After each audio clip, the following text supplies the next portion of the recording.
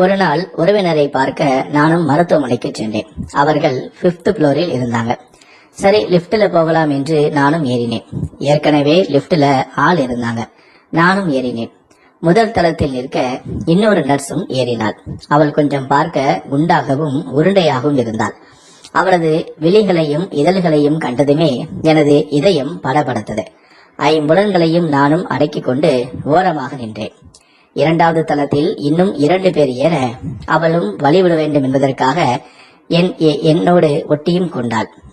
அவள் என்னை உரசி கொண்டு நிற்க எனக்குள் தூங்கிக் கொண்டிருந்த மிருகம் கொஞ்சம் கொஞ்சமாக எழ ஆரம்பித்தது. அவளும் என்னை ஒட்டி நெருக்கமாக இருந்ததால் அதை அவளும் உணர ஆரம்பித்தாள். நானும் பெருமூச்சு விட்டு கொண்டிருந்தேன். மேலும் அவளை விட்டு விலகவும் முயற்சி செய்தேன். ஆனால் அங்கு இடமே இல்லாததால் அவளை ஒட்டி கொண்டு இருக்க வேண்டிய சூழலும் ஏற்பட்டது. அவளது வேர்வை வாசனையை நுகர எனக்கு இன்னும் ஏதேதோ செய்து ஆரம்பித்தது. நானும் அப்படியே என்னுடைய விழிகளால் அவளது அங்கங்களையும் ரசிக்க தொடங்கினேன். அவளுடைய இடுப்பு சதையை சைடில் பிதுங்கி இருந்தது. பொதுவாக தொப்பை வயிற்றை கண்டாலேயே எனக்கு ஒரு மாதிரியாக இருக்கும். என் நரம்புகள் எல்லாமே துடிக்கும். இவளும் என்னை இவ்வளவு நெருக்கமாக இருந்தால் எப்படி நானும் சும்மா இருப்பேன்? அவளை என்னுடன் நெருக்கமாக கண்டதும் என் உணர்வுகளை நான் அவளிடம் இழந்தேன். அவளும் பின்னால் திரும்பி என்னை நிமிர்ந்து புருவங்களை உயர்த்தி பார்க்க நான் அப்போது விழிகளை கண்டு மை போட்ட கண்ணாலேயே கட்டி இழுத்து போறாளே என்று பாடலை படிக்க அவளோ தலை குனிந்து சிரிக்க மேலே 5ஆம் தளத்தில் இருவரும் இறக்க வேண்டிய சூழல் வந்தது. 5ஆம் தளத்தில் இருவரும் இறங்க அவள் பின்னால் நான் மெல்ல நடக்க, ஓ கன்னிப்புறாவே, கால் முளைத்த நிலவே, மெல்ல மெல்ல உன்னுடைய பெயரை கூறினால் நன்றாக இருக்கும் என்று நான் கேட்க அவளோ ஒரு ஸ்டோர் ரூம் கதவை திறந்தாள். நானும் வெளியே நின்று பார்த்து கொண்டிருந்தேன். என்ன வேணும் உங்களுக்கு என்று கேட்டாள். நானோ நீங்க தான் வேணும் என்று நானும் சிரிக்க அவளும் புன்னகைத்து உங்களுடைய முகரை பார்த்தாலேயே தெரிகிறது என்று சொல்லி உள்ளே ஒரு அட்டை பாக்ஸில் எதையோ தேடினாள். நான் என்ன தேடுறீங்க என்று கேட்க, நீ முதல்ல உள்ளவா, யாராவது பார்த்தா ஏதாச்சும் கேட்பாங்க என்றாள். நானும் உள்ளே போக அவளும் கதவை அடைத்து விட்டாள். அவள் குனிந்து கொண்டு அந்த பாக்ஸில் தேட ஆரம்பித்தாள். அப்போது அவளுடைய பின் அழகை பார்த்து என்னை என்னாலேயே கட்டுப்படுத்த முடியவில்லை. அப்போது நான் செய்யக்கூடாத ஒரு காரியத்தை நான் செய்துவிட்டேன். இதனால் அதிர்ச்சியான அவளோ சப்பென்று என்னுடைய கன்னத்தில் ஓங்கி ஒரு அறை அடைத்தாள். நானோ என் கன்னத்தில் கை வைத்துவிட்டு தலையை குனிந்தேன். சாரி, என்னை மன்னிச்சிடுங்க என்று சொல்லி நானும் கதவை திறந்து வெளியே வர முயற்சி செய்தேன். அப்போது திடீரென அவளோ, ப்ளீஸ் கொஞ்சம் நில்லுங்க என்று சொன்னாள். தெரியாம இப்படி திடீர்னு நீங்க அப்படி பண்ணும்போது நான் பதட்டத்துல இப்படி நான் அடிச்சிட்டேன், என்னை மன்னிச்சிடுங்க. எனக்கும் அந்த மாதிரி ஃபீலிங்ஸ் இருக்கு. என்னுடைய புருஷனுக்கு அதுல ஆர்வமே இல்லை. நான் வேலை முடிச்சதுமே ஆசையோட வீட்டுக்கு சென்று அவனை கட்டி பிடித்து முத்தம் கொடுப்பேன். ஆனா அவனோ கண்டுக்கவே மாட்டான். என் தவிப்புகள், என்னுடைய ஏக்கங்கள் யாரிடமும் சொல்லாம நான் நிறைய நேரம் அழுது இருக்கேன். எல்லாமே என் தலையெழுத்துன்னு நான் தினம் தினம் நொந்துதான் வாழ்ந்துகிட்டு இருக்கேன். ஆனா உங்களுடைய உடம்பு என் மேல பட்டதுமே எனக்குள்ள ஏதோ ஒரு சிலிர்ப்பு ஏற்பட்டது. ஆனா உங்க கூட பண்றது தப்பு தானே என்று அவளும் கண் கலங்கினாள். அவன் ஒழுங்கா உங்களை திருப்திப்படுத்தினா நீங்க ஏன் என்னிடம் இதெல்லாம் நீங்க சொல்ல போறீங்க? அந்த ஈர்ப்பு எல்லோரிடமும் வராதுப்பா. காமம் என்பது அழகான ஒரு இன்பக் கலை. அதை ரசித்து அனுபவிக்கிறதுக்கு அதைவிட பெரிதாக ஒன்றுமே தேவைப்படாது. மனதில் எவ்வளவு கோபம், வன்மம், வக்கரம், ரணங்கள், கணங்கள், கவலைகள் இருந்தாலும் அதை தீர்க்கக்கூடிய ஒரே தேடலே காமம்தான். காமம் இல்லாத காதல் வெற்று காகிதம்தான். திருப்பி பார்த்தால் ஒன்றுமே இருக்காது. காமம் இல்லாத காதல் முழுமையடையுமா என்ன? கலவி இல்லாத காதல் தான் உண்டும். இந்த மானுட உலகில் காமத்தோடு காதலையும் புகுத்தால் அதைவிட சிற்றின்பம் வேறில்லை. இருமனமும் இணைந்து காமம் கொண்டால் உங்களது வாழ்வு முழுமையடையும். பிறப்பும் இறப்பும் ஒரு முறைதான். அந்த இன்பங்களை ரசித்து அனுபவித்து மடிந்து விடுங்கள். ஏதோ என் மனசுல தோணுச்சு, சொல்லிட்டேன். இதற்கு மேல உங்களுடைய விருப்பம் என்று நான் அவளுடைய மூளையை சலவை செய்தேன். உடனே அவளோ நீங்கள் சொல்வதை யோசித்து பார்த்தால் சரிதான் என்றும் கூச்சத்தில் சிரிக்க நானும் அவளிடம் நெருங்கினேன்.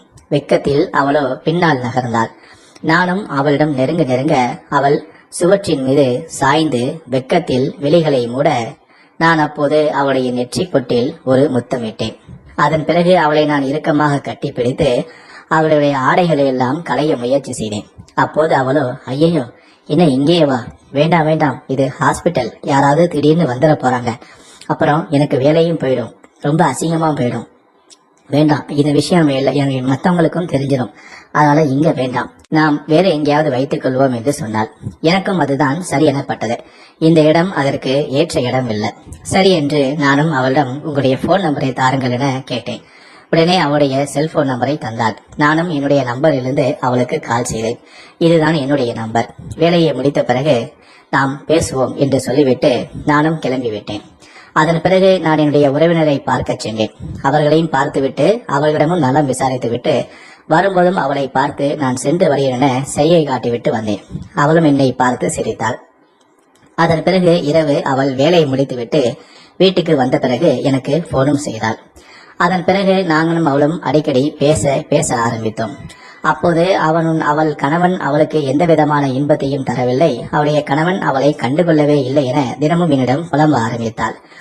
ஒரு நாள் நான் சீக்கிரமாக ஏதாவது ஒரு இடத்தை பார்க்கிறேன், நீங்கள் அங்க வாருங்கள், உங்களுடைய தேவையை நான் பூர்த்தி செய்கிறேன் என்றும் சொன்னேன். அதே போல எனக்கு தெரிந்த ஒரு லாட்ஜில் நான் ஒரு அறை எடுத்தேன். அப்போது அவளையும் நான் வரச் சொன்னேன்.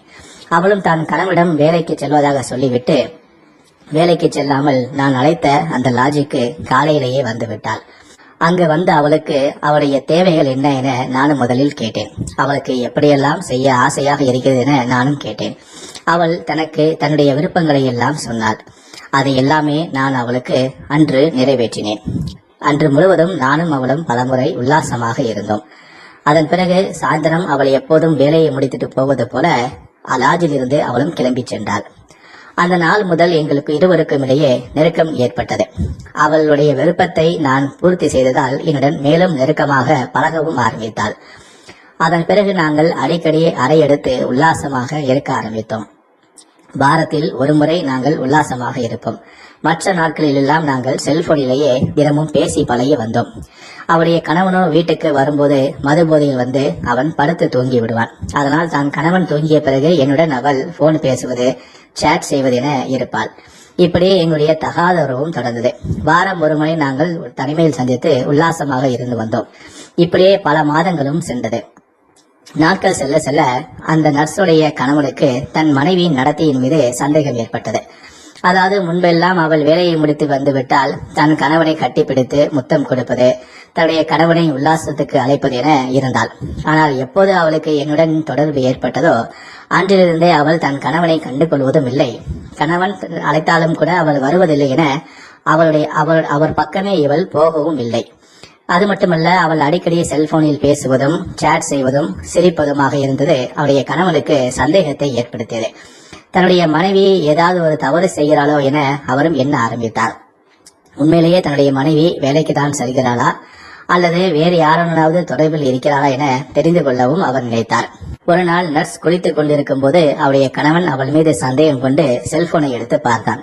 ஆனால் இவ்வளோ முன்ஜாக்கிரதையாக போன் ஹிஸ்டரி எல்லாத்தையுமே டெலீட் செய்து விட்டாள். என்னுடைய நம்பரும் அவளுடைய போனில் சேவ் செய்யவில்லை. என்னுடைய நம்பரோ அவளுக்கு மனப்பாடமாக இருந்தது. அதனால் அவள் டயல் செய்துதான் எனக்கு போனை செய்வாள். அது மட்டுமல்ல, நாங்கள் பேசக்கூடிய அந்த வாட்ஸ்அப் சேட்டையும் லாக் செய்து வைத்திருந்தாள். அதனால் அந்த சேட்டையும் அவரால் பார்க்க முடியவில்லை. அவர் இந்த செல்போனை எடுத்து பார்த்தது அவளுக்கு தெரியும். ஆனால் அதில் எந்த விதமான ஆதாரங்களும் அவருடைய கணவனுக்கு கிடைக்காததால் தன்னுடைய மனைவி என்ன செய்கிறார் என, யாருடன் தொடர்பில் இருக்கிறார் என அவரால் கண்டுபிடிக்க முடியவில்லை. அதன் பிறகு அவர் எங்களை ரகசியமாக கண்காணிக்கவும் ஆரம்பித்தார். அவர் அடிக்கடி வேலைக்கு செல்லும் தன்னுடைய மனைவியை பின்தொடர்ந்து வந்தார். ஆனால் அவருக்கு தெரியாது நாங்கள் வாரத்திற்கு ஒரு முறை மட்டும்தான் தனிமையில் சந்தித்து உல்லாசமாக இருப்போம் என்று. அவர் தொடர்ந்து சில நாட்களாக தன்னுடைய மனைவி உண்மையிலேயே வேலைக்கு தான் செல்கிறாரா அல்லது வேற எங்காவது செல்கிறாரா என அவரும் நோட்டமிட அவளை பின்தொடர்ந்து வந்தார். ஆனால் அவளோ தினமும் மருத்துவமனைக்கு சென்று வேலை செய்து வந்தாள். இதனால் தன் மனைவின் மீது அவருக்கு கொஞ்சம் சந்தேகமும் புரிந்தது. ஆக, நாமும் 2-3 நாட்களாக தொடர்ந்து தன்னுடைய மனைவியை ஃபாலோ செய்து வருகிறோமே, அவள் தினமும் வேலைக்கு தானே செல்கிறாள் என்று அவரும் தன் மனைவியின் மீது இந்த சந்தேகத்தை குறைத்துக் கொண்டார். அதன் பிறகு அவர் அன்றாட வேலைகளையும் செய்ய ஆரம்பித்தார். அதன் பிறகும் எங்களுடைய தகாத உறவு தொடர்ந்தது. ஒரு நாள் நானும் நர்ஸும் லாட்ஜில் தனிமையில் இருந்துவிட்டு வெளியே வரும்போது நர்ஸுடைய கணவனின் நண்பர் ஒருவர் இதை பார்த்து விட்டார். இதை அவருடைய கணவனிடம் தெரிவித்து விட்டார். ஏற்கனவே தன் மனைவியின் மீது அவருக்கு சந்தேகம் இருந்தது. அப்படி இருக்கும்போது நான் திடீரென ஒரு லாட்ஜில் இருந்து வெளியே வந்ததும் அவளுடைய நண்பர் அதை பார்த்து அவரிடம் சொன்னதும் அவருக்கு பேர் அதிர்ச்சியாக இருந்தது. அதன் பிறகு வீட்டில் இது தொடர்பாக சண்டையும் நடந்தது. அவளோ நான் லாட்ஜில் என்னுடைய தோழி ஒருத்தியை தான் பார்க்க சென்றேன், அவள் இங்கு கல்யாணத்துக்காக வந்திருந்தால், லாட்ஜில் தங்கியிருந்தால், அவளை பார்ப்பதற்காக தான் நான் சென்றேன் என அவளும் எவ்வளோ பொய் சொல்லி மன்றாடினாள். ஆனால் அவரோ அதை நம்பவே இல்லை. எனக்கு நீ வேலைக்கு செல்வது எனக்கு பிடிக்கவே இல்லை, நீ இனி வேலைக்கே செல்ல வேண்டாம், வீட்டிலேயே இருந்துவிடு என கூறிவிட்டார். இது அந்த நர்ஸுக்கு பேர் அதிர்ச்சியாக இருந்தது. இதனால் எங்களுடைய தகாத உறவு துண்டித்து விட்டது. எங்களால் வாரத்துக்கு ஒரு முறை கூட உல்லாசமாக இருக்க முடியவில்லை. தினமும் நாங்கள் செல்போனில் மட்டுமே பேசி பழகி வந்தோம். நாட்கள் செல்ல செல்ல என்னை நேரில் காண முடியாததால் நர்ஸுக்கு அந்த வெறி கொலை வெறியாக மாறியது. தன்னுடைய தகாத உறவுக்கு தன் கணவன் இடையூறாக இருப்பதால் அவரை தீர்த்து கட்ட வேண்டும் என அவள் முடிவு செய்தாள். காரணம், அவள் நர்ஸாக இருப்பதால் அவளுக்கு பண பிரச்சனை இல்லை. அவளே வேலைக்கு சென்று தேவையான பணத்தை சம்பாதித்து விடுவாள். உடல் தேவைக்காக என்னுடன் பழகியும் கொள்வாள். இதற்கெல்லாம் இடையூறாக இருக்கக்கூடிய அவருடைய கணவனை கொலை செய்வதுதான் இதற்கு ஒரே தீர்வு என அவளும் முடிவு செய்தாள். அதன் பிறகு அவள் என்னிடம் இதை பற்றி சொன்னாள். என்னுடைய கணவன் நம்முடைய தகாத உறவுக்கு இடையூறாக இருக்கிறார், அவரை எப்படியாவது கொலை செய்து விட வேண்டும் எனவும் என்னிடம் கூறினாள். எனக்கும் அவள் மீது இருந்த மோகத்தின் காரணமாக நானும் அவருடைய கணவனை கொலை செய்ய முடிவு செய்தேன். அப்போதுதான் அவள் சொல்வாள், என் கணவன் தினமும் வரும்போது மது அருந்து விட்டுதான் வருவார். அதனால் அவர் மது போதையில் வீட்டுக்கு வரும்போது அவரை கழுத்தை நெரித்து நாம் கொலை செய்துவிட்டு அவர் தற்கொலை செய்து கொண்டார் என நாடகம் ஆடலாமா என கேட்டாள். நானும் அப்படி செய்தால் கண்டிப்பாக நாம் மாட்டிக்கொள்வோம், அதையெல்லாம் வேண்டாம். உன் வீட்டில் வைத்து அவரை கொலை செய்து அதை தற்கொலை என நாடகம் ஆடினாலும் கூட பிரேத பரிசோதனையில் அதை கண்டுபிடித்து விடுவார்கள். அதனால் இதை நாம் விபத்து போலதான் உன்னுடைய கணவனை நாம் கொலை செய்ய வேண்டும். அதற்கு அதை நான் பார்த்துக் கொள்கிறேன் என நானும் கூறினேன். அதன் பிறகு அவருடைய கணவன் தினமும் மது அருந்துவதால் அவர் எங்கே சென்று மது அருந்துகிறார் என நானும் நோட்டமிட என் நண்பன் ஒருவரிடம் காசை கொடுத்து அவரை வேவு பார்க்கவும் அனுப்பி வைத்தேன். என் நண்பனும் நர்ஸுடைய கணவனை ரகசியமாக பின்தொடர்ந்தான். அவரும் தினமும் மது கடைக்கு சென்று மதுவை வாங்கி வருகிறார். தன்னுடைய ஊரிலேயே ஒதுக்குப்புறமாக இருக்கக்கூடிய ஒரு பகுதிக்கு செல்கிறார். தோட்டம் போன்ற ஒரு பகுதிக்கு செல்கிறார். அங்கிருக்கக்கூடிய கிணத்தடிக்கு பக்கத்திலேயே மதுவை அறிந்துவிட்டு அவர் வீட்டுக்கு செல்கிறார். இப்படியேதான் அவர் தினமும் மது அறிந்து விட்டு செல்கிறார். அப்போதுதான் நானும் என் நண்பனும் சேர்ந்து ஒரு திட்டமிட்டோம். அவரு தினமும் கிணத்துக்கு பக்கத்திலே தான் வந்து மது அருந்துகிறார். அதனால் அவரை அடித்து கொலை செய்து அந்த கிணற்றிலேயே அவரை தள்ளிவிட வேண்டும். அவர் மது போதையில் கிணற்றில் விழுந்து இறந்து விட்டார் என ஊரை ஈஸியாக நம்ப வைத்து விடலாம் என நாங்கள் முடிவு செய்தோம். அதற்காக நாங்கள் திட்டமிட்டோம். சம்பவத்தன்று அவர் மது வாங்கி கொண்டு அந்த பகுதிக்கு சென்று மது அறிந்து கொண்டிருந்தார். அப்போது நானும் என் நண்பனும் அவர் போதை ஏறும் வரை நாங்கள் காத்திருந்தோம். அவர் வாங்கி வந்த சரக்கு முழுவதையும் குடித்துவிட்டு வீட்டுக்கு கிளம்புவதற்காக எந்திரித்தார். அப்போது நாங்கள் பின்பக்கமாக சென்று அவரை சரமாரியாக தாக்கி அவரை துடிக்க துடிக்க கொலையும் செய்தோம். அதன் பிறகு அவருடைய உடலை தூக்கி கிணற்றிலும் வீசிவிட்டோம். அவருடைய பைக்கையும் அங்கிருந்த ஒரு கிணற்றின் சுவதை மீது வேகமாக மோதி அவர் மது போதையில் வண்டியை ஓட்டி கிணற்றின் சுவதை மீது மோதி அவர் அப்படியே கிணற்றுக்குள் விழுந்து இறந்து விட்டார் என விபத்து போல செட்டப்பும் செய்துவிட்டு எதுவும் தெரியாது போல அங்கிருந்து நாங்கள் கிளம்பி வந்து விட்டோம். மறுநாள் அவருடைய வண்டி கிடப்பதை தோட்டக்காரர் பார்த்து கிணற்றில் எட்டி பார்த்திருக்கிறார். அங்கு நர்ஸுடைய கணவன் பிணமாக கிடப்பதை பார்த்து அவர் அதிர்ச்சி அடைந்திருக்கிறார். அதன் பிறகு உடனடியாக போலீசாருக்கும் தகவல் தெரிவிக்கப்பட்டது. போலீசார் தீயணைப்புத் துறையினரை வர வைத்து கிணற்றில் கிடந்த அவருடைய உடலை மீட்டு வெளியெடுத்தனர். அப்போதுதான் அவருடைய உடலில் பல காயங்கள் இருந்ததை பார்த்து போலீசார் அதிர்ச்சி அடைந்தனர். ஆரம்பத்தில் இது விபத்தாக தான் இருக்கும், அவர் மதுபோதையில் வண்டியை ஓட்டி வந்து கிணற்றில் மோதி அவர் கிணற்றில் விழுந்து விட்டார் எனதான் ஆரம்பத்தில் போலீசாரும் அங்கு சுற்றியிருந்த ஊர் மக்கள் அனைவருமே அதை நம்பினார்கள்.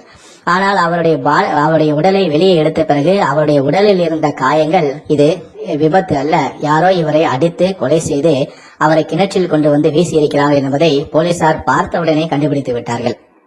இதன் பிறகு இது தொடர்பாக போலீசார் மரண வழக்கு என பதிவு செய்து இறந்தவர் யார், இவர் எங்கேருந்து வருகிறார், இவருடைய பின்புலம் என்ன என வழக்கு பதிவு செய்து விசாரணையை மேற்கொண்டனர். அப்படி விசாரணை செய்யும் போதுதான் இவர் இந்த ஊரை சேர்ந்தவர் என்பதும் இவர் நர்ஸுடைய கணவர் என்பதையும் போலீசாருக்கு தகவல் கிடைத்தது. அதையடுத்து அந்த ஸ்பாட்டுக்கு வந்த நர்ஸ் தன்னுடைய கணவனின் உடலை கட்டிப்பிடித்து கதறி அழுதாள். ஆனால் போலீசாருக்கு ஏற்பட்ட முதல் சந்தேகமே அவருடைய மனைவியின் மீதுதான். அவருடைய நடவடிக்கையை போலீசார் ரகசியமாக கண்காணித்தனர். அப்போதைக்கு அவளிடம் எந்த விதமான கேள்வியும் கேட்கவில்லை.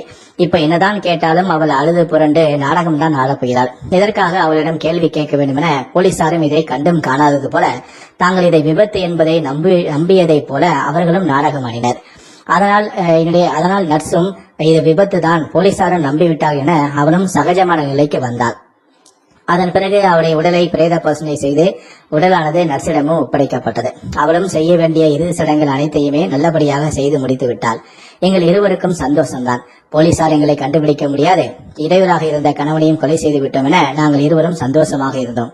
ஆனால் போலீசாரோ ரகசியமாக நர்ஸுடைய மொபைல் நம்பரை பெற்று அவர் யார் யாருடெல்லாம் போனில் பேசியிருக்கிறார், யாருடன் போனில் பேசுகிறார், எவ்வளவு நேரம் பேசியிருக்கிறார், அதிக முறை யாருடன் பேசியிருக்கிறார், சம்பவத்தன்று யாரிடம் பேசியிருக்கிறான அனைத்து விவரங்களையும் அவர்கள் சேகரித்தனர். அப்போது நர்ஸ் அடிக்கடி என்னிடம் மட்டுமே அதிக நேரம் பேசியிருப்பதும் சேட் செய்திருப்பதும் கண்டுபிடித்தனர். அதன் பிறகு அந்த நம்பருக்கு உரிய எண்ணை யார் என போலீசார் தேடி அதையும் கண்டுபிடித்து விட்டனர். அதன் பிறகு ஒரே நாளில் என்னை வேறு ஒரு இடத்தில் கைது செய்தும் நர்ஸை அவருடைய வீட்டுக்கு சென்று கைது செய்தும் இருவரையும் காவல் நிலையத்துக்கு அழைத்து வந்து எங்களிடம் கிடுக்குப்பிடி விசாரணையை மேற்கொண்டனர். அதன் பிறகு நாங்களும் தப்பிக்க வழியில்லை என்பது எங்களுக்கு புரிந்தது. மேலும் பிரேத பரிசோதனை அறிக்கையில் அவர் விபத்தில் இறக்கவில்லை, அவரை அடித்துதான் கொலை செய்திருக்கார் என அறிக்கையும் வந்துவிட்டது. ஒரு பக்கம் பிரேத பரிசோதனை அறிக்கை, இன்னொரு பக்கம் கால் தொடர்பான ஆவணங்கள் உள்ளிட்ட பல விஷயங்கள் எங்களை நெருக்கடிக்கு ஏற்படுத்தின. இது மட்டுமல்ல, தேவையில்லாமல் போலீசாரின் அடியை வாங்கி அதன் பிறகு நம்முடைய குற்றத்தை ஒத்துக்கொள்வதை விட இப்போதே நாம் குற்றத்தை ஒத்துக்கொள்ளலாம் என நர்ஸ் முடிவு செய்து அனைத்து உண்மைகளையும் ஒத்துக்கொண்டாள். இது எனக்கு பேர் அதிர்ச்சியாக இருந்தது. அவள் தைரியமாக இருப்பால் எதையும் வளர மாட்டாள் என நம்பினேன். ஆனால் அவர் போலீசார் அடித்த ஒரே அடியிலேயே அவள் பயந்து போய் அனைத்து உண்மைகளையுமே சொல்லிவிட்டாள். அதனால் நானும் மாட்டிவிட்டேன். இப்போது எங்களுக்குள் ஏற்பட்ட இந்த தகாத உறவின் காரணமாக அநியாயமாக ஒரு உயிரும் போய்விட்டது. எங்களுடைய வாழ்க்கையும் இனி சிறையில்தான் நாங்களும் கழிக்கப் போகிறோம். இந்த தகாத உறவால் எங்கள் 3 பேருடைய வாழ்க்கையும் நாசமாக போய்விட்டது. எங்களுக்கு உதவி செய்த என்னுடைய நண்பனுடைய வாழ்க்கையும் அதே நிலைதான்.